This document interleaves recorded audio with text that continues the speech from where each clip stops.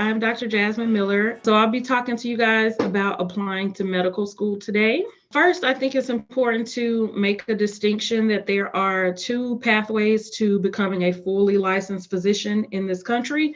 We all know about MDs, that is allopathic programs. That pretty much was how medicine started in this country with the origin in the 1700s. So MDs are more well known. There's also, I guess you would say, a newer school of medicine, although founded in the 1800s, that is DO programs, or Doctorate of Osteopathic Medicine. So I am actually a DO. The difference is the training is still the same. It's still a 4-year degree. It's still a doctorate degree.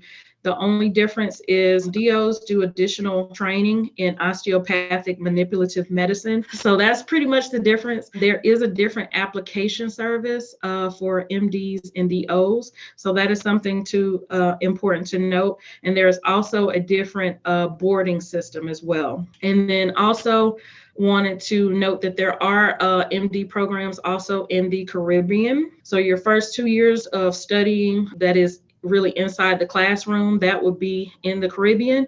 And then usually for the second 2 years, which are the clinical rotations, you would head back to the United States. So that's something to consider.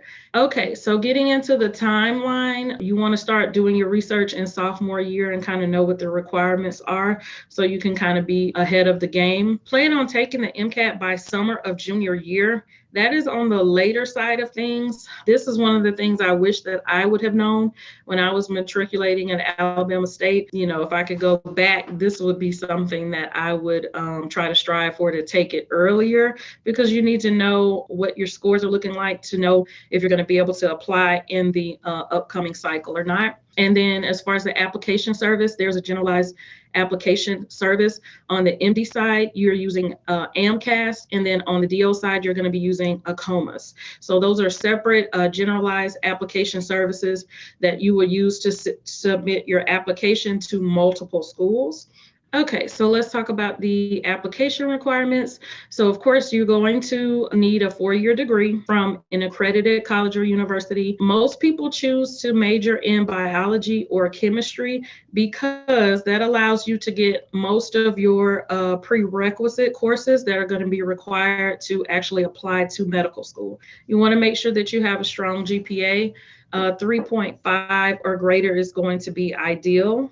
Keep in mind that this is going to be split between your general GPA and also your science GPA. So you want those GPAs to kind of be on the same level. So acceptance is going to be possible with a lower GPA, but you just have to have something to offset that, like a higher MCAT.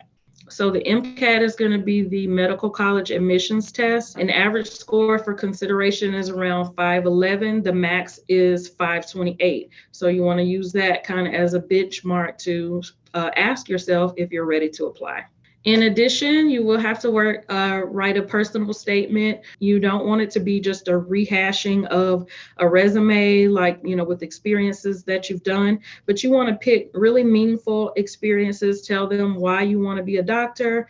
If something in your life has happened to help shape that decision, you want to really get into that. And I would also recommend having someone you trust proofread that and give you some recommendations on that as well. Letters of recommendation, I would ask for those at least 3 months prior to application submission. You do not want to have everything complete and have the letters of recommendation holding you up. Okay, so you submitted your initial application. After submitting that, the medical schools will then send you a secondary application. So after your secondary application, they have granted you an interview. So you've got your foot in the door. Definitely want to do some mock interviews to prep for your interview day. Be yourself, but definitely don't do anything appropriate.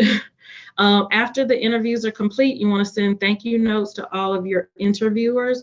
That can be via email, so make sure that you get their email address, or you can do a handwritten note.